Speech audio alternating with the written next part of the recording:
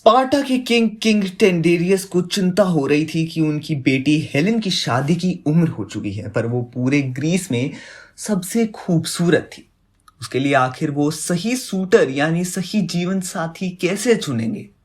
उन्होंने ग्रीस के सभी राज्यों में राजकुमारी हेलेन की शादी के लिए न्योता भेजा। ग्रीस के सभी राजा और राजकुमार तुरंत राजकुमारी हेलेन का हाथ मांगने के लिए पहुंचते हैं। ऐसे में किंग टेंडेरियस की चिंता और भी ज्यादा बढ़ जाती है, क्योंकि सभी हेलेन से शादी करना चाहते थे। अगर राजा टेंडेरियस किसी को भी मना करते तो उसके गुस्से का सामना उनके राज्य को करना पड़ता। ऐसे में उनके मंत्री ने उन्हें एक सलाह देते हुए कहा, जिसे सुन राजा टेंडेरियस की सारी चिंता खत्म हो जाती है। राजा टेंडेरियस कहते हैं कि राजकुमारी हेलेन अपना पति स्वयं चुनेंगे, और उससे पहले सभी का ये कसम खानी होगी कि वो राजकुमारी के फैसले को ही आखिरी फैसला समझकर उसे मानेंगे, और साथ ही राजकुमारी हेलेन और उसके शादी को बचाएंगे भी। यानी उसके पति को या फिर उसके शादी पर किसी हुई प्रकार का खतरा या राजकुमारी पर किसी भी प्रकार का खतरा होगा तो ये मौजूद सभी लोग उस खतरे में लड़ेंगे और साथ देंगे। सभी इस बात से राजी होते हैं और एक घोड़े की बलि देकर सभी देवताओं के सामने साक्षी होकर ये कसम खाते हैं। राजकुमारी हेलेन वहां मौजूद सबसे सुंदर नौजवान राजकुमार मेनेलियस को अपना पति चुनती है और उनकी शादी हो जाती है, और दोनों हंसी खुशी अपना जीवन बिताने लगते हैं। पर फिर उनके जीवन में पेरिस आता है, जिसे एफ्रोडाइट ने हेलेन का प्रेम दिलाने का वादा किया था। और ऐसा ही होता है। हेलेन पेरिस को देखते ही उसके प्रेम में पड़ जाती है, और पेरिस मौका देकर हेलेन को ट्रॉय भगाकर ले जाता है और साथ ही स्पार्टा का खजाना भी लूट लेता है।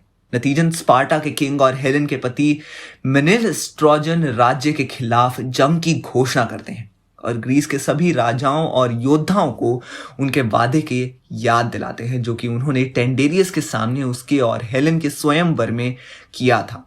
और फिर सभी योद्धा हेलेन को वापस लाने और ट्रॉय से युद्ध करने के लिए निकल पड़ते हैं। और फिर ग्रीस और ट्रोजन साम्राज्य के बीच भयंकर भीषण युद्ध होता है। यह युद्ध तकरीबन 10 सालों तक चलता है, जिसमें देवता भी भाग लेते हैं, क्योंकि गोल्डन एप्पल को पेरिस द्वारा एफ्रोडाइट को दिए जाने से एथीना और हेरा नाराज थी और ट्रॉय की बर्बादी चाहती थी, और दूसरी तरफ एफ्रोडाइट और उसके समर्थक थे। दोनों तरफ से एक योद्धा रणभूमि पर उतरते हैं और देवता भी चल और हर तरफ के बल का प्रयोग करते हैं।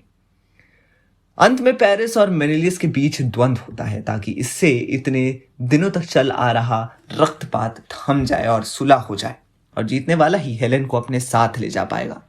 पर पेरिस युद्ध भूमि में मेलेनियस की ललकार सुनकर कांप जाता है, और मेनेलियस भी पेरिस पर कोई रहम नहीं दिखाता और उसे बुरी तरह से घायल कर देता है और अपनी तलवार से पेरिस की गर्दन काटने ही वाला होता है कि तभी एफ्रोडाइट हवा के झोंके से पेरिस को युद्ध भूमि से उड़ा कर ले जाती है।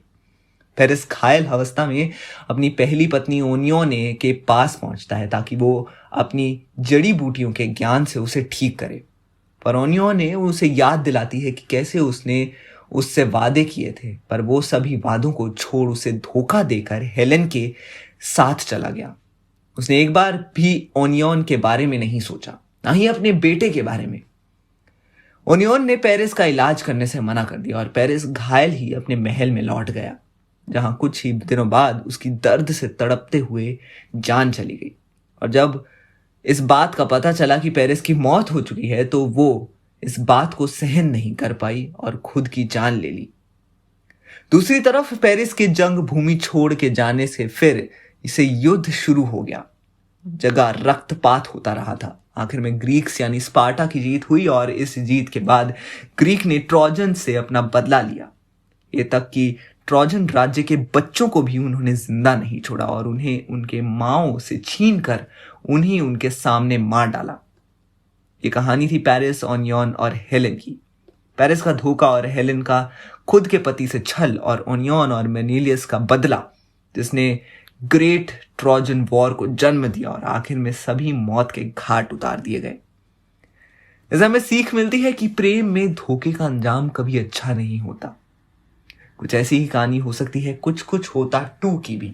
तो आपके क्या विचार हैं, हमें कमेंट सेक्शन में अपनी राय जरूर बताएं, और देखते रहिए हमारा चैनल पॉलीग्राफ स्टूडियोज।